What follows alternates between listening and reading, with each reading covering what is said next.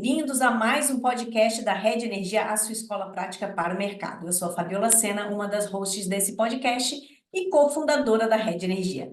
Hoje temos mais um episódio da série Rede Conecta Papo com o CEO e a nossa conversa vai ser com a Rosana Santos, que é diretora executiva do Instituto E+, Transição Energética. Mas antes da gente começar o nosso bate-papo, vamos passar algumas informações sobre a nossa escola. A Rede Energia é a escola de formação contínua para carreiras que precisam compreender tudo sobre mercado e regulação de energia, nos segmentos de geração, comercialização, transmissão e distribuição. A rede possui 3 produtos de capacitação: a assinatura anual, cursos avulsos com experts do mercado e cursos em conta.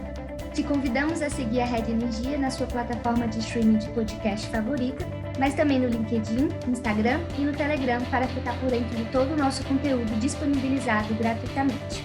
Tudo isso você encontra no site da Rede, redenergia.net.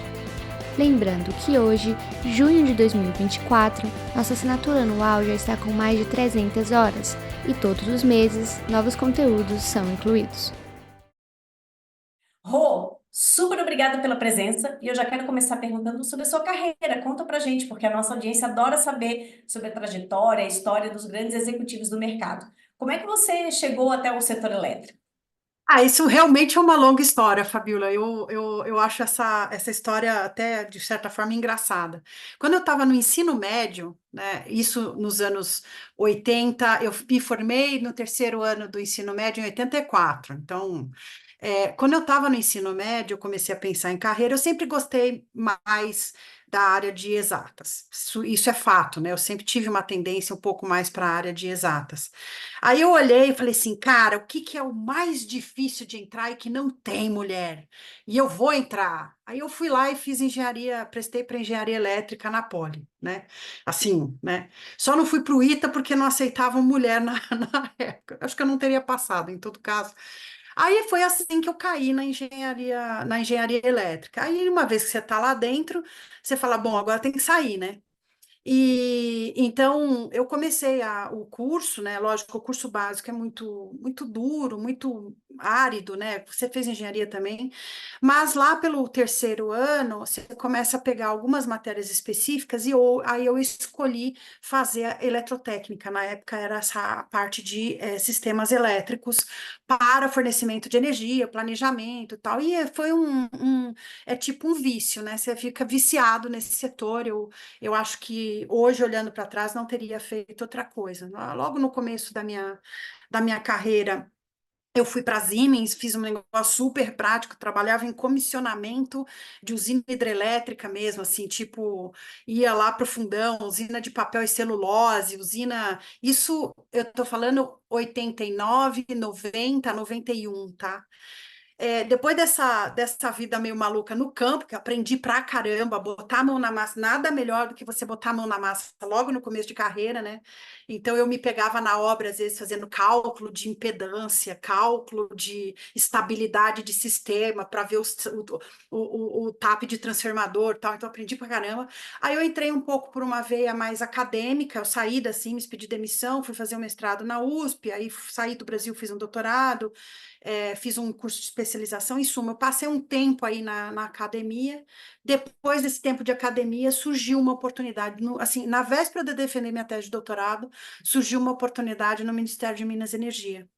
Então, eu meio que falei, vou mandar meu currículo. E eu fui aceita, fui para o Ministério de Minas e Energia, trabalhei desde a concepção do programa Luz para Todos, né? Na verdade, tem muito da minha tese de doutorado em algumas coisas do programa Luz para Todos, junto com o colega André Ramon, que hoje está na Neoenergia, é um cara brilhante, e a gente montou, e eu fiquei no ministério, foi assim, aprender política pública, como botar as coisas para funcionar em termos de relações contratuais.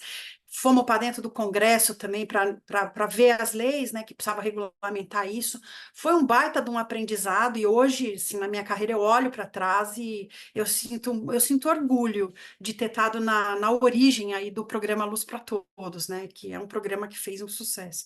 Depois disso, Fabi, eu saí para a iniciativa privada, fui para a EDP, Primeiro trabalhei com regulação e planejamento de investimento da distribuição pesado na Enersul, e depois, aos poucos, eu fui migrando de volta para renováveis, né, que eu tinha feito uma especialização na Alemanha em renováveis lá nos anos 90, aí eu fui migrando de volta aos poucos para renováveis, dentro da EDP, e fui para a EDP Renováveis. Depois entrei um pouco para os fabricantes, porque eu queria ver como é que era essa história de...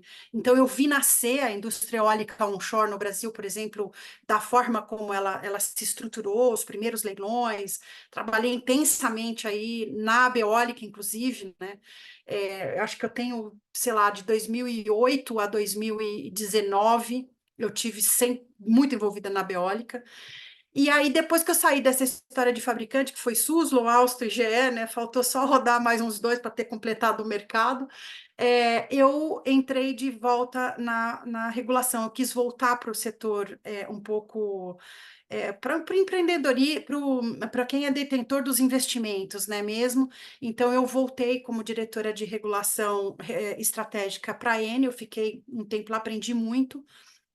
E aí vem o pulo do gato. Depois de tantos anos trabalhando no mundo corporativo, eu olhei para um lado, olhei para o outro, eu falei, cara, eu preciso. Cara, eu já tive na academia, já tive na transmissão, distribuição, já tive na fabricante, montei fábrica, fui para obra, tal, né? Eu precisava ter uma experiência no terceiro setor, né?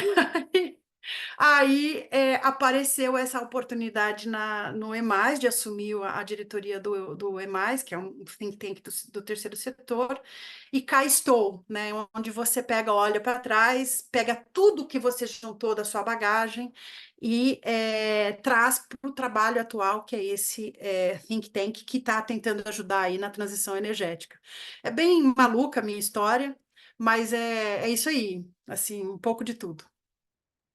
Legal, Rô. Eu acho que o bacana é que você realmente tem uma carreira muito completa, como poucas pessoas, poucos profissionais realmente tiveram experiências tão variadas, né? E isso é muito rico. E aí eu queria te fazer uma pergunta que é, de tudo que você viveu, de todas essas experiências, tem alguma coisa, alguma habilidade, alguma vivência que você acredita que realmente foi muito relevante para você estar hoje no papel à frente do Instituto EMAIS? Eu acho que são duas habilidades. Primeiro, uma habilidade de comunicação. Então, tanto comunicação em reuniões, que eu participei ao longo da minha vida toda, de colocar claramente as ideias, né, de se posicionar. Essa habilidade me ajudou muito. Eu tenho uma certa facilidade para me colocar assim e trazer as minhas ideias à baila. Muitas vezes não estavam corretas, você tem que voltar para trás.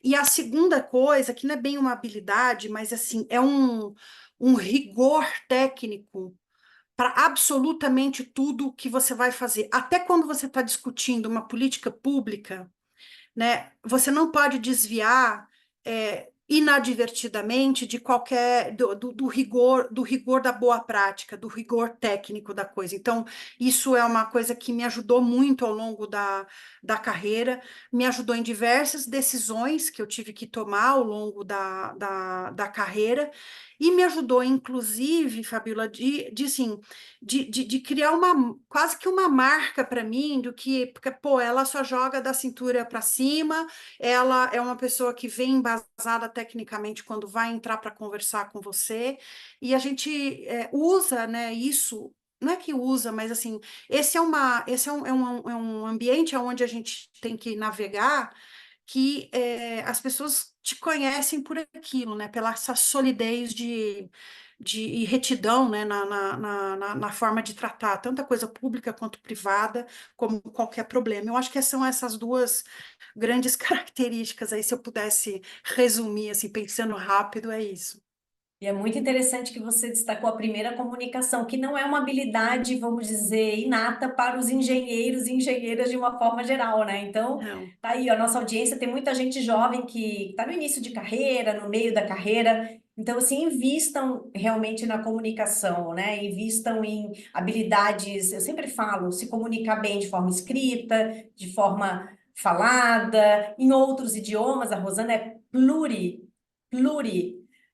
idiomática, ela fala assim vários idiomas, então é muito legal porque isso é muito valioso, né? Quando a gente começa a realmente a alçar outros cargos um pouco mais elevados, é claro que as questões técnicas sempre vão ser importantes e aí você traz a sua segunda habilidade, né?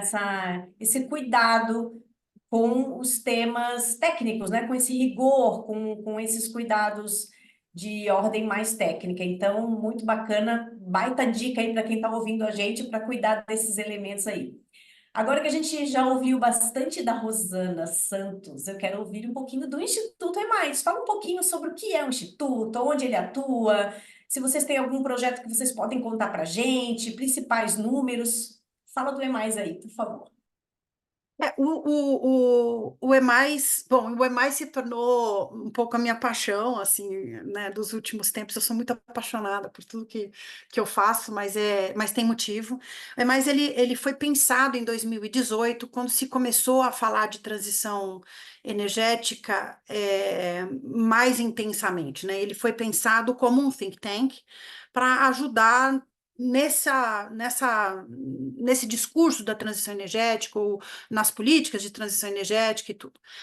Ele teve uma atuação um pouco mais suave, né, até 2020, 21, né, e aí 22, na verdade, né, e a partir de 22, a partir de meados de 22, por conta de um dos nossos conselheiros, o EMAIS começou a enveredar, inclusive antes de eu entrar, um pouquinho antes de eu entrar, começou a enveredar, Fabíola, por uma coisa que é hoje a nossa linha mestre, que é a transição energética em si, ela é um meio para você alcançar uma economia descarbonizada, que no fim, para chegar em net zero em 2050, o que você precisa é descarbonizar os nossos processos produtivos, a gente precisa descarbonizar o nosso modo de vida, quase, como humanidade.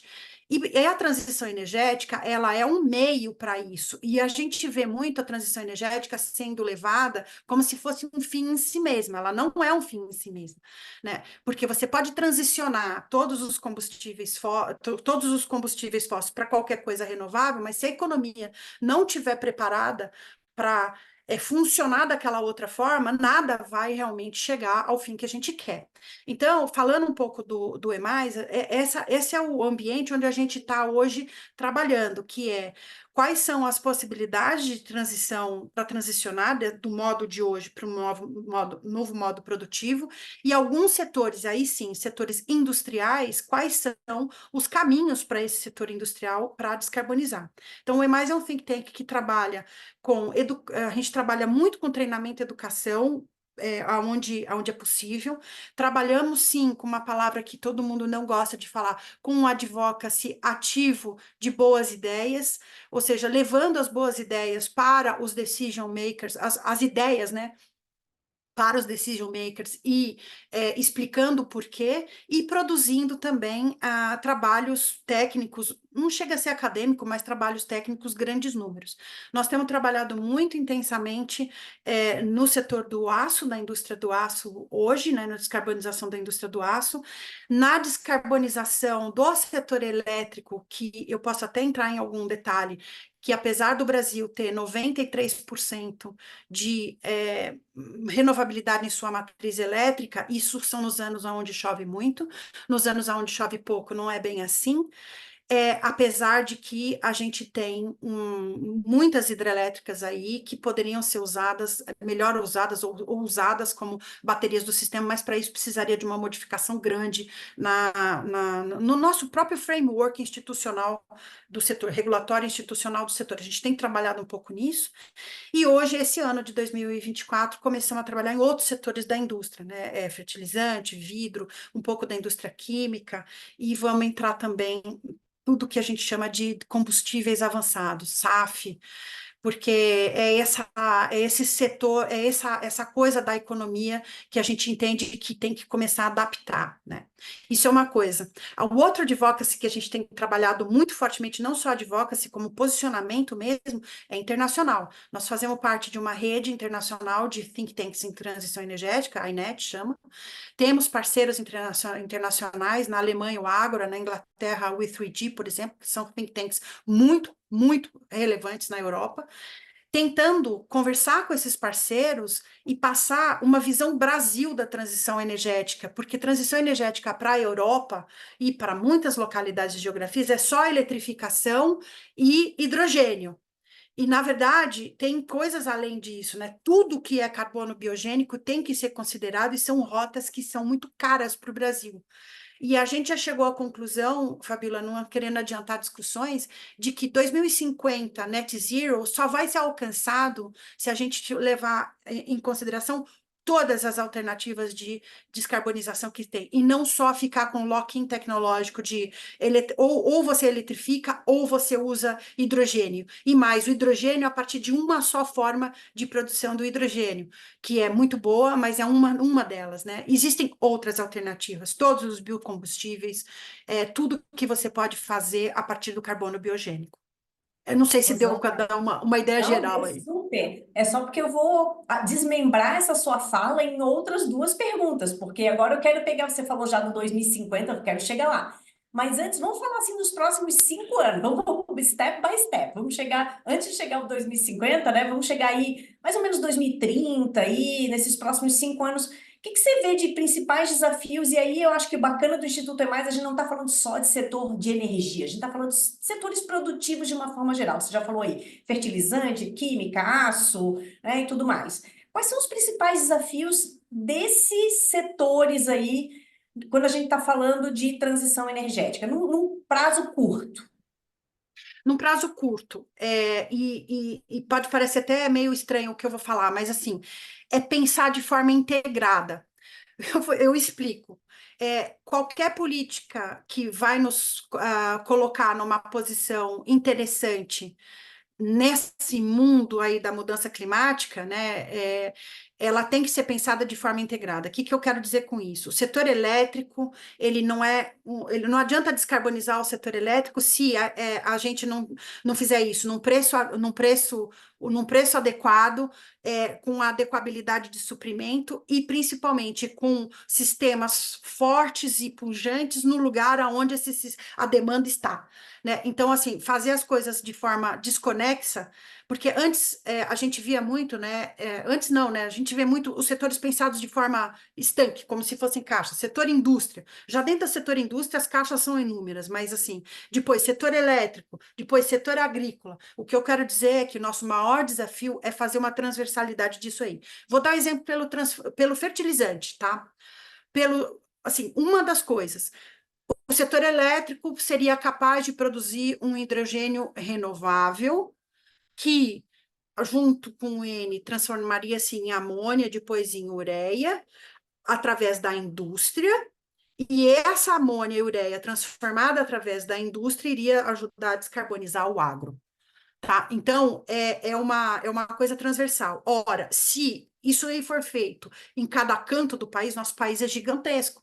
Tem que pensar em infraestrutura disso, para a gente otimizar, inclusive, os ganhos de uma atitude dessa, né? Então, o primeiro desafio, eu digo, é pensar as políticas públicas, pensar o país de forma um pouco mais integrada e não em silos. E o segundo grande desafio, Fabiola, é o seguinte: o Brasil tem, sim, vantagens enormes comparativas com relação ao resto do mundo. Eu não vou usar o jargão transformar vantagem comparativa em competitiva, porque isso todo mundo fala, mas assim, nós temos uma janela, nesses 5 anos, nós temos uma janela de oportunidade onde o resto do mundo está se organizando para descarbonizar suas economias. Tá? Eles ainda estão se organizando e a gente tem um monte de coisa que nos colocaria à frente. Então, nosso desafio é aproveitar essa janela, aproveitar em termos de coisas bem detalhadas, em termos de qual é a política para cada um dos setores que a gente vai tratar, focalizar os investimentos nossos, tanto do BNDES como os esforços do governo, de forma a ter resultado nesses 5 anos. Isso é uma coisa. E a outra coisa é também, como subnacionais e nacional, trabalhar bastante a demanda internacional pelos nossos produtos descarbonizados, de forma que essa neoindustrialização verde que surgiria disso daí, iria trazer um aumento do PIB industrial do Brasil por exportação de produtos verdes. Então, o nosso grande desafio é não se perder no meio disso tudo, e realmente conseguir aproveitar essa janela de oportunidade, que tem aí para se mexer tem uns 5 anos, e é justamente nesse prazo que você colocou, Fabio. Interessante. Agora, então, quero ir naquele horizonte estendido. Se a gente está falando aí 10, 15, até 2050, que você falou, né, à frente, fala um pouco sobre a sua visão desse futuro um pouco mais além. E aí, até já quero aproveitar, né, como a nossa audiência, que tem muita gente que trabalha no setor de energia, se você vê alguma oportunidade específica para o profissional que está lá trabalhando para ele orientar a carreira, né? Então, assim, eu queria que você trouxesse essa visão dos setores, produtivo, elétrico, energético, de uma forma geral, e traz aí alguma dica de carreira aí para o pessoal que está estruturando carreira, às vezes está querendo fazer um movimento. Eu vejo que você está trazendo um olhar muito mais amplo. O que esse pessoal pode aproveitar aí para tirar proveito dessas oportunidades que vão chegar aí nesse futuro? Olha, Fabiola, claramente, essa adequação da economia global para as mudanças climáticas, a menos que aconteça alguma coisa tipo gás da Rússia que parou de fornecer para a Alemanha e teve que reverter, eu estou dizendo, né, na tendência geral, né, assim, essa tendência ela é irreversível. Né, pelo todas as nossas andanças lá fora, essa tendência realmente ainda é irreversível. O profissional do setor elétrico, ele é um profissional que acaba se especializando em diversos pontos do setor elétrico, o que é importante. Um primeiro grande passo, eu acho que é sempre entender o que a sua função tem a ver com essa coisa, esse mundo que está se formando, tá? Eu vou dar um exemplo bem básico, né? Um eletricista técnico, ele é de eletricista que está trocando um transformador na rua, tá? Se ele fizer a troca com o olhar de que esse transformador que ele está colocando tem que ser eficiente, que o serviço dele, o cabo tem que estar bem dimensionado para que não tenha perda elétrica sobremaneira, ele já está se colocando num lugar de entender que o que ele faz impacta e tem valor para esse mundo que precisa de eficiência energética. Estou dando só um exemplo. E aí a gente pode dar exemplos mil, Fabiola. Primeira coisa no setor elétrico é cada um no seu ponto entender o que tem a ver com o que ele faz com essa nova economia que está vindo por aí. Quem está querendo mudar de carreira, mudar, né, fazer um passo nesse sentido, né, não é só hidrogênio que tá na frente, tá? Não é só mudar a carreira para a produção de hidrogênio, que é muito importante, tá? Mas ele é importante, mas ele não é a solução para tudo. Você mudar a sua carreira para entender como que as renováveis vão se inserir no sistema de forma mais sustentável do ponto de vista tarifário, por exemplo, né? Onde que no sistema, estou falando coisas bem técnicas, tá, Fábio? E a gente pode sair do técnico e ir também para outras coisas. Aonde que no sistema se pode colocar baterias? Também, assim, se especializar ou fazer uma mudança para essa adaptação do sistema elétrico para um mundo que está procurando ser 100% verde. Né? Quais adaptações que são necessárias, né? Que eu preciso sair da caixa do setor tradicional, do que se faz tradicionalmente? O que eu preciso fazer de diferente para que esse novo mundo seja acomodado? Então, se tem uma coisa que eu tenho para falar para todo mundo que está no setor, olha o que está na sua volta e vê o que você faz que já está tangenciando esse novo mundo. Tá? Isso com relação ao que vem por aí, se preparando para o que vem por aí. E eu digo sempre, até falei para minha filha, que tem 19 anos, está fazendo economia, para ela que essa coisa da negociação climática, do reposicionamento geopolítico dos países, e aí isso vale desde o pequenininho até a grande coisa, isso é o que temos para os próximos 10 anos, né? Esse reposicionamento da economia para se adaptar às exigências climáticas, né?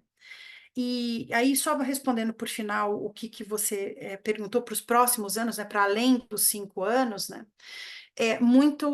eu acho que ainda tem muito P&D que precisa ser feito, muita pesquisa e muita inovação que precisa ser feita, tem toda a parte de SAF, combustível de aviação, que precisa ser desenvolvido, a estrutura toda do hidrogênio, que nós temos que adaptar, tem muito P&D pela frente que precisa ser feito, e há uma exigência mundial que lá em 2030, quando se faça um primeiro cheque de como estamos no net zero, né, muita exigência vai ter em termos de certificação do que você está fazendo.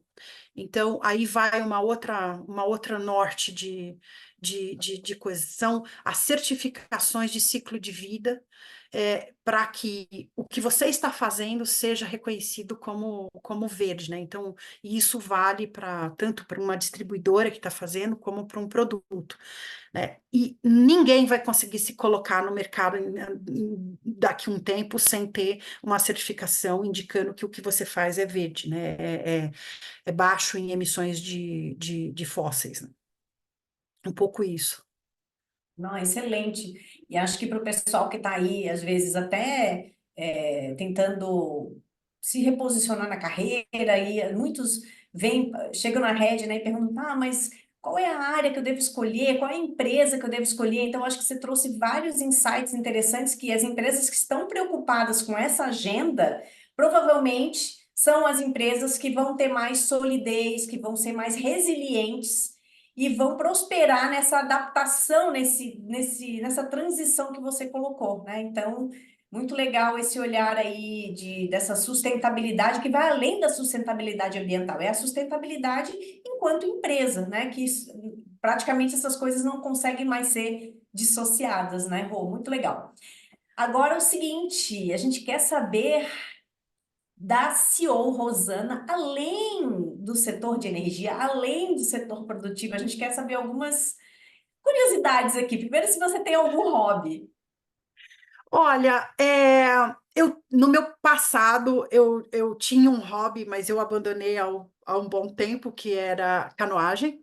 Eu gostava muito de remar, tanto no mar quanto na raia da USP. Eu fiz muitos anos da minha vida canoagem. Infelizmente, acabou que por muita viagem, muita coisa, eu não consegui mais fazer. Mas o meu hobby atual, né, aonde eu realmente dedico as minhas finanças e as minhas energias, é viagem. Tá? Eu viajo, eu gosto de viajar, e eu gosto de viajar bem roots, assim, sem a gente mesmo faz o roteiro e aluga um carro, vai como dá para os locais, e descobrir, para mim, é uma recarga de pensamentos, eu diria, quase. Você se infiltrar na cultura do outro, entender, né, ver as nuances e as belas coisas que tem no mundo inteiro, né?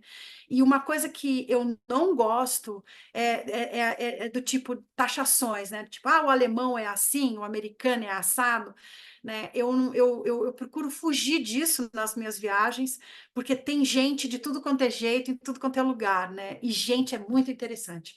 Então, um pouco. Esse aqui é o meu hobby atual. Tirei uma semana, fui para a Turquia, agora foi minha última viagem, Istambul e Capadócia. Fizemos o Istambul profundo, Capadócia profunda, assim. Eu voltei extasiada com o país, com a cultura, com a comida, a forma de se comunicarem. Apesar de não falar uma palavra de turco, eu não tive problema de comunicação, é engraçado, né? E isso é uma coisa que me move muito, Fabiola. Que legal, eu não sabia dessa sua experiência. Depois eu vou ligar para você para saber mais dessa viagem aí, porque eu gosto desses lugares mais diferentes, assim, vamos dizer, um pouco mais exóticos. Que show, muito legal. Como é que você cuida da sua saúde? Você faz alguma atividade física? Fabiola, assim, até para fazer um depoimento público, eu tenho sido muito relapsa comigo. E isso eu não recomendo para ninguém, tá? Não dá para você simplesmente. Eu sempre fui uma pessoa over, então eu debruço em cima do trabalho 100%, workaholic mesmo, e não tem tempo feio, mas eu deixei muito de lado, não é por falta de tempo, é por falta de organização, deixei de lado essa parte fundamental que é você cuidar da saúde, tá? Mas não foi sempre assim. Alguns períodos da minha vida eu fiz, e para mim o que melhor me ajeita são caminhadas, né? Eu gosto muito de caminhar, então durante alguns anos da minha vida, e eu preciso voltar a fazer isso, promessa de ano novo, aquelas coisas horrorosas, mas basicamente, Fabiola, eu acordava tipo 6 horas da manhã e saía para caminhar, e caminhava todos os dias, de 5 a 10 quilômetros, dependendo. Correr eu não conseguia, por causa eu tenho um probleminha no joelho, mas para mim, caminhada é o que me espairece. Eu dedico o meu pensamento ali àquilo que eu estou fazendo, é uma hora que parece que o cérebro areja, e eu chegar em várias soluções na minha vida caminhando. Então, é isso. E é o que eu pretendo voltar a fazer também, Fabíola, para cuidar um pouco de mim, que não tá bom do jeito que tá, não. Que interessante, porque o Cirino, que eu também entrevistei aqui nesse mesmo podcast, ele falou que também a caminhada para ele é onde ele resolve problemas, onde ele medita. Ele falou a mesma coisa, bem interessante. Ó, fica a dica aí. Às vezes as pessoas acham que precisa sofisticação. Não, né? Você já consegue ali com a caminhada matar várias, né, várias coisas que você precisa da atividade física, essa coisa do arejar a cabeça. Muito interessante. E Rô, ver você tem gente, né? e ver E gente, ver gente. exato. Paisagem, né? Para quem tem É, condição de estar próximo da montanha ou da praia, é muito legal. Agora é o seguinte, queremos saber se você tem algum hackzinho para melhorar a produtividade, tem alguma ferramenta de produtividade, algo assim que você usa para melhorar a sua eficiência do seu dia. bom, eu uso o agendamento de agenda para mim é uma coisa fundamental, ou seja, a minha vida tá toda marcada lá. Até consulta médica, tal, porque se não tiver, eu me perco, né, da coisa. Isso para mim é fundamental. E eu tive uns períodos que eu não estava com isso bem traçado, e a confusão fica enorme. Aí, o que que eu uso para melhorar a minha eficiência do dia, né? Eu tenho tudo anotado o que eu quero fazer num dia. Então, eu tenho um to-do list por dia. E o que eu não fiz no dia, eu vou passando para o próximo dia. E eu separo to-do pessoal de to-do profissional, né? E a hora que eu canso, por exemplo, você está lendo um texto muito longo, eu canso, eu saio sempre do to-do profissional para resolver algum to-do, começar a resolver algum to-do pessoal e volto. É uma forma do cérebro também descansar, você fazer isso, tá? Tudo anotado. E a segunda coisa, que aí é uma característica minha, tá? Eu guardo muito as principais tarefas de cabeça. Então, eu tenho um encadeamento dentro da minha cabeça do que vai levar ao quê. Então, e isso no começo eu fazia através de anotação, mas isso foi ficando um pouco mais endêmico para mim, assim, mais orgânico, é o que eu quero dizer. Então, eu tenho de cabeça as coisas as principais que eu tenho que fazer, principal viagem, o que que eu tenho que fazer para chegar lá, o que está faltando, quais são os trabalhos, eu tenho um quadro mental, e isso ajuda também a você, na hora que tem que decidir, como é que você vai empregar teu tempo, você saber, não, isso daqui eu preciso fazer porque vai levar lá ou não, né? Quando você tem que fazer, um pouco isso, Fabiola, Nossa, que que, interessante isso, Rosana. É que um eu mapa uso. mental, assim, que você visualiza, É, não está escrito em lugar nenhum, está na sua cabeça, é isso? no começo, quando eu comecei, eu tenho uma memória muito boa, né? Não sei com a idade que isso vai embora, mas Eu vou ter que voltar para o papel em alguma hora. Mas eu tenho a memória muito boa, assim, para as coisas. Então, eu me valho muito disso. Mas isso não funciona se eu não tiver com tudo anotado na minha agenda, tá? Assim, básico, é tudo que está anotado na agenda. Se eu tenho uma viagem de avião, eu deixo tempo de deslocamento para aquela viagem, porque às vezes, ó, você vai rir, às vezes aquele tempo de deslocamento é onde eu marco, por exemplo, uma reunião que é só falar.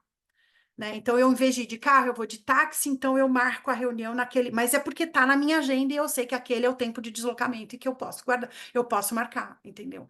Então, para mim é fundamental que esteja tudo bem direitinho na minha agenda. Muito bom. Eu também sou praticamente dependente da minha agenda. Eu sem minha agenda não sou ninguém. Recomendo para todo mundo aí uma agenda organizada. Às vezes as pessoas acham, mas dá ansiedade. Não, dá ansiedade você não tá com as coisas ali organizadas. Aí sim que dá ansiedade, né? Rô, conta aí se você tem algum livro, um filme, podcast, alguma dica aí para nossa audiência. Olha, Fabiola, quando eu tenho, tá? E é uma coisa bem básica. Eu li, estou no quarto volume daquela série do Eduardo Bueno sobre a história do Brasil, tá?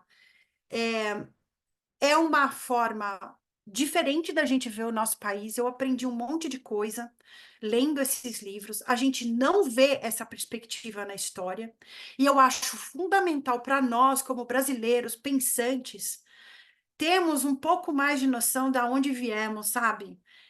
As coisas não aconteceram de uma forma, puff, de uma hora para outra. Eu aprendi um monte sobre os portugueses, invasão francesa, onde teve, onde não teve. Por exemplo, vou contar uma coisa que eu aprendi no livro e depois eu fui ver, eu fui para a Turquia e falei, cara, é mesmo, né? E a gente não aprende na escola, tá? Em 1453 houve a queda de Constantinopla, então os otomanos retomaram Constantinopla, que marca o fim da Idade Média e o começo da Idade Moderna. O que isso tem a ver com o Brasil? Tem tudo, porque quando os otomanos tomaram Constantinopla, eles passam a financiar só os venezianos. Os genoveses e os florentinos ficaram a ver navios e não estavam mais com acesso da rota que passa por Istambul ali. Então, o que eles fizeram? Começaram a dar dinheiro para Portugal achar outras rotas.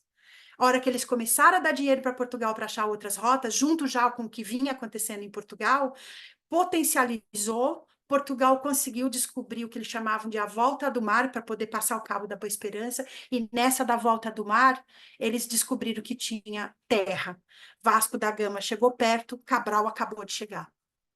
E isso, Que eu acho legal. que eu acho que isso foram esses livros, eu super indico para ler atentamente. É uma delícia ler o livro, às vezes meio enervante, mas é essa a minha indicação aí. Nossa, eu adorei a dica, porque eu li na época do Laurentino Gomes, né, que ele também tem, eu não lembro se é um livro. 1888, Isso, 1808, 1822. isso, O Eduardo Bueno, eu sempre olho na livraria, é o livro que tem as capas coloridinhas, né? isso, É isso. aquele, tem o Náufragos, alguma coisa, né? E É, Capitães e tal. Mas assim, eu assim, mas como ninguém nunca tinha indicado, eu assim, não vou ler, mas agora, se você indicou, eu eu vou, gostei, né? Eu eu acho gostei que eu vou gostar. porque eu gostei, é Explica isso. muita coisa, né? A mesma coisa lá do Laurentino, ele também explica muita coisa, né? O fato do Dom João VI ter sido o único rei que veio morar Uma numa colônia. colônia. Então, isso explica muita coisa em relação até ao comportamento do brasileiro e tal. Eu acho que é bacana, gostei demais, adorei essa dica. Bom, muito E bom. no livro, Fabíola, só rapidinho, no livro chega num ponto que eles chegam à conclusão, olha só, de que o Rio da Prata e o Amazonas estavam conectados e que, na verdade, o Brasil era uma grande ilha, né? Se você for olhar e colocar o Pantanal em questão aí, e todos os afluentes, a bacia da Amazônia, que vai para norte do Pantanal, a bacia do Prata, que está para o sul do Pantanal, né? Assim, então aí eles ficavam tentando conquistar, e aí que entrou o Maranhão na coisa, porque o Maranhão é onde os caras iam passar para entrar no Amazonas e chegar no Peru, que eles queriam chegar no Peru. Então, é super legal, bem basado, eu gostei. Que legal. Ler sobre a história do Brasil de um jeito mais interessante, né? Porque às vezes a gente pensa, a história do Brasil é um pouquinho maçante, às vezes, porque tem muito detalhe e tal. Então, às vezes, quando tem um autor assim que traz de um jeito gostoso, eu adorei a ideia. Vou começar aí. Tem mais uns 3 livros aqui na minha agenda, aqui, mas terminados, eu vou para os livros Eduardo Bueno. Muito bom. Rô, nosso bate-papo chegou ao fim. Queria agradecer demais a tua presença. Volte sempre que você quiser. Você já deu algumas aulas lá na Rede, né? A gente adora ouvir aí as suas visões sobre transição energética e sobre outros temas também, que você tem uma história enorme aí dentro do setor. Queria deixar aqui um espaço final para você deixar um recadinho para os nossos ouvintes. Como é que o pessoal faz para, por exemplo, seguir aí o EMAIS, tem muito material bacana do EMAIS. Eu estou conselheira do EMAIS, né? Então eu sou também super fã do Instituto. Conta aí um pouquinho sobre como é que o pessoal consegue acompanhar as atividades do Instituto. A gente tem 2 meios principais de divulgação das nossas atividades assim mais cotidianas, que é o LinkedIn. O nosso LinkedIn, eu convido todo mundo a se conectar ali na nossa rede. A gente produz os pensamentos, os eventos que a gente vai, a avaliação sobre algumas legislações que entram, e os documentos em si vão sendo disponibilizados no nosso site, que também tem um blog dentro do site que você consegue acessar e interagir com a gente. São esses 2 meios principais. Além disso, a gente tem uma coluna mensal na IPBR, que inclusive a Fabíola já escreveu para essa coluna, né? Nessa coluna, nesse último artigo que tem da IPBR, a gente está lançando um conceito que chama Consenso de Belém, para ser assinado na COP de Belém. Eu convido, não vou contar, vou convidar todo mundo para ler, vou deixar na curiosidade. E com relação assim, minha palavra final é que a urgência climática, ela é urgência climática e mudança climática e problema climático desde sempre. Eu acho que agora é o momento, e não tem mais o que provar, ela está aí, não adianta a gente ficar só avocando o fim do mundo, porque realmente é problema. Agora a gente tem que partir para as soluções, e é um pouco nisso que o EMAI está focado, né? Como que eu mexo a agulha para o lado de você começar a realmente fazer o enfrentamento das mudanças climáticas com soluções economicamente viáveis, de um lado, e que sejam também algo factível do ponto de vista de sociedade, né? Não adianta eu falar, eu vou parar de usar carvão de um lado de um dia para o outro, se aquela sociedade local que dependia da extração do carvão para os seus empregos, para suas famílias, não tiverem algo alternativo. Então, a gente quer muito colaborar, Fabíola, para esse debate. Como que eu faço essa descarbonização de forma possível, economicamente viável, sem deixar muita gente pelo caminho? É Excelente, isso. Rô. Muito bom, obrigada demais aqui pelo papo, eu adorei. E antes de me despedir, vou deixar aquele meu recadinho final. Se você gostou desse episódio, não deixe de ouvir os outros. E para deixar as sócias da Rede Energia felizes, deixe aqui os seus 5 estrelas, o seu joinha na avaliação do podcast. E até a próxima! Este foi mais um episódio do Redcast, que também está disponível no YouTube e na plataforma da Rede Energia. Acompanhe o Redcast na sua plataforma favorita e receba uma notificação sempre que adicionarmos um novo episódio. Se você gostou desse episódio, não esqueça de compartilhar e deixar um comentário ou avaliação. Até a próxima!